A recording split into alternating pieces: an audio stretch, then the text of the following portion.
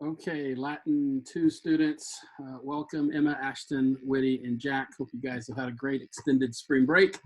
It's time for us to get back to it here. I won't try to make this video too long. If y'all have any questions, please email me, hit me up. But we're going to be starting on participles. I had mentioned to you guys participles before we left. Gave you guys a little bit of an idea of what that looks like. Hopefully you guys remember that a little bit already. But go ahead and open your books to chapter 23, that's page 184. You're going to want to read this, follow along on Google Sites. All my instructions are there for homework and for the assignments, the daily work, like classroom time as well as homework time. Email me if you have any questions. But let me jump right into this. I'm going to share my screen with you guys. Hopefully this will work. Hopefully you guys can see this. This is our, I apologize, it's so green. Because I was in a whole St. Patrick's Day kind of mood, so I apologize for that. But let's look at this here. We're going to be talking about participles in this chapter, and we'll look at a definition of what participles are in a minute, but I want to go ahead and set up how you form participles, all right? So this is how you form them, and first off, there are 4 different kinds of participles. The first one we'll be looking at is the active present. You form the active present participle by taking the present stem, like for laudo, the present stem you find from the second principal part, and you drop the RE, the infinitive ending. So that leaves you, instead of laudari, you have lauda. So you take that stem, lauda, and you add to it NS and NT plus, and I need to fix this, it's plus third declension endings. Matter of fact, I'm just going to do that right now, because I think that'll be helpful for me not to have that. It's kind of awkward. So it's plus, it's not right there, plus third declension endings. I'm gonna make that smaller so that that fits on one line. It's just too awkward. Let's go, hold on, I apologize for this. Let's bring that down so it fits. Oh, that's gonna be super small. That's too small. So we're just going to go ahead and do this plus third declension. How about if I do it this way? Boom, let's do that, and then tab over. I think I feel better about that. What do you think? All right, let me go back to it there. So you take that stem, lauda, and you add NS, and then you add third declension endings. And as you decline it, in the genitive, you switch from an NS to an NT. Everything after that will be using the NT plus third declension endings. We'll actually decline that in a minute and let you look at that. But that's what the present stem active participle looks like. There is no passive present, but we don't have any active perfect.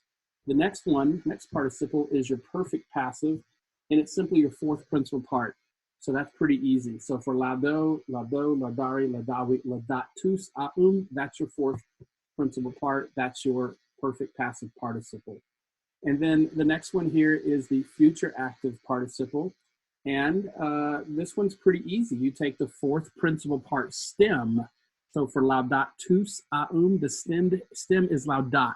Us, aum is the ending. So you take laudat, and then you add for future, you are, that's how you remember it.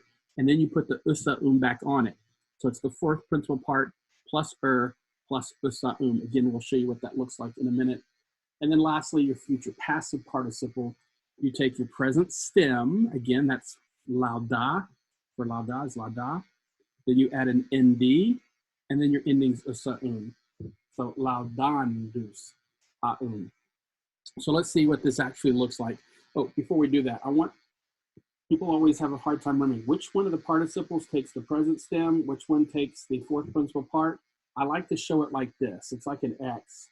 The present stem is in the active present as well as the passive future. So it's like this. It's diagonal from one another, right? And then the other one connected, the passive perfect and the future active take the 4th principal part. So it's like a big X. So if you can remember the big X, you'll remember which ones take present, which ones take the 4th principal part, plus some endings, okay? So that's that. Let's look what these guys look like. actually look like here. I think I'm using Ago. Your book, by the way, uses Ago on page 184, 185. I actually put here all five conjugations, so you'll know what this looks like. For the first conjugation, laudans, laudantis.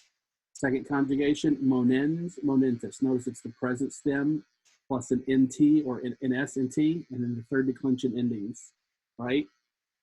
Ago is agens, agentis. Adiens, adientis. Capiens, capientis. Notice the fourth conjugation and the third IO have an IE here, not just an I, it's an IE, okay? Audiens, audientis, capiens, capientis.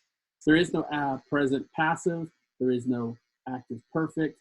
Our fourth principal part, of course, makes up the perfect passive, so it's laudatus saum, monatus saum, actus saum, auditus saum, and captus aum.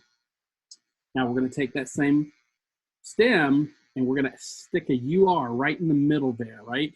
So future active looks like this: laudaturus aum, monaturus aum, acturus aum, auditurus aum, capturus aum. Basically, we just stuck a UR right there in the middle of it, right? We separated that ending, usaum, stuck a UR in front of it, and that made our future active infinitive. Excuse me.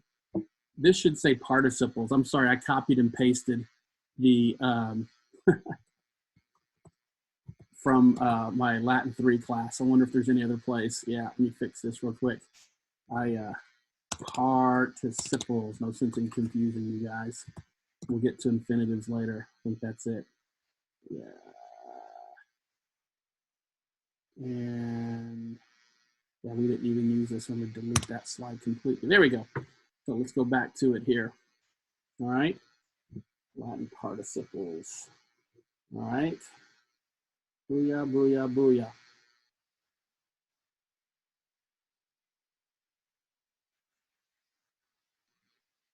All right. There we go. And that takes us to the last one here, which is the future passive participle. And again, it's the present stem, lauda, plus an nd, plus usaum. So laudandus aum, monendus aum, agendus aum, audiendus aum, and capiendus aum. Notice again, both fourth conjugation and third IO have an IE, just like they did up there in the present active, okay? So that's how you form these participles. Now, each of these are can be declined because they're verbs that are acting like adjectives. Matter of fact, I should have put this slide up first. I'm not sure why I stuck it down here. Let's skip to this slide right here to make sure. Oh, wait a minute, that's not where. Where's my definition? My definition of participle. There we go. Let's just do that and do that because I want just the definition right now. We're going to move it to right here. There we go. Sorry for that. What is the participle? So let's define what the participle. I should have already said that. The participle is a verb that's being used as an adjective. That's pretty simple. It's a verb being used as an adjective. And as a verb that's being used as an adjective, adjectives modify a noun. And of course, they have to match case, gender, and number for the word that it modifies. Therefore, it has to be declinable. So I'm going to show you, here's what it looks like, for instance, when you decline the present active participle. We'll use ago as the example. So if you remember, it was the present stem, age, plus ns, plus, or in the genitive, it's nt, plus your third declension endings. So what are your third declension, and this is actually third declension I stem. Your third declension I stem endings are blank, is, e, m, eh. Here you need to know it can either be an I, a long I, or an E. So we just remember that. Blank is E, M, I, E, right? For the neuter, if you remember, it's the same thing except whatever's in the nominative has to be in the accusative.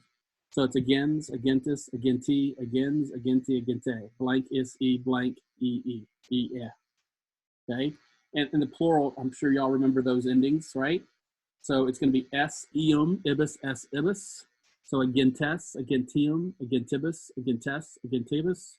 And then for the neuter plural, instead of an S, it's ia, because again, this is third I stem. So it's agentia, agentium, agentibus, agentia, agentibus. So that's how you decline the present, active, infinitive.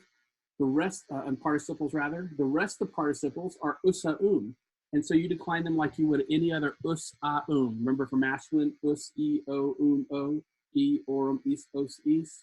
Feminine would be I, is, as, is. And for neuter, it would be e, o, orum, is, a, is. So I won't decline those out here for you because you should probably get those pretty good. If you have any questions, the back of your book has these all declined out for you. What else do I want to show you guys here? What is a participle? We just defined it. I've got one sentence, one example I'm going to use for you, and the rest I'm going to let you hit the books. Here's what it looks like. The walking man fell into the sea. That's an English sentence. You get the idea. The main sentence here is the man fell. That's the main sentence. Man is a subject. The verb is fell. And we got a prepositional phrase, into the sea, telling you where he fell, right? The man fell into the sea. But the word walking is actually a verb, but it's not the main verb here. The main verb is fell. Walking is a participle. It's a verb being used as or functioning as an adjective modifying the word man. Let's walk us through here. Man is the subject, fell is your verb, you got your preposition and your object to the preposition, and there's your participle. And what is that participle doing? It's modifying man. It's telling you which man fell. Not that man that was standing, not that man who's eating lunch. It's the walking man that fell down. It's an adjective. Well, what does this look like in Latin? All right, ambulans vir cecedit in mare. The word vir, of course, is your subject, nominative singular. What did he do? He fell. It's going to be your main verb, cecedit, active, indicative, perfect, third person singular. In, of course, is your preposition. Mare is your object of the preposition, ablative singular. And of course, ambulans is your participle. Notice it's your active present, nominative singular participle. It has to match in case, number, and gender with the word it's modifying. In this case, it's modifying the word vir, man. Man is nominative, it is singular, it is masculine. So ambulans has to be nominative, masculine, singular, and it's in the present active tense, okay?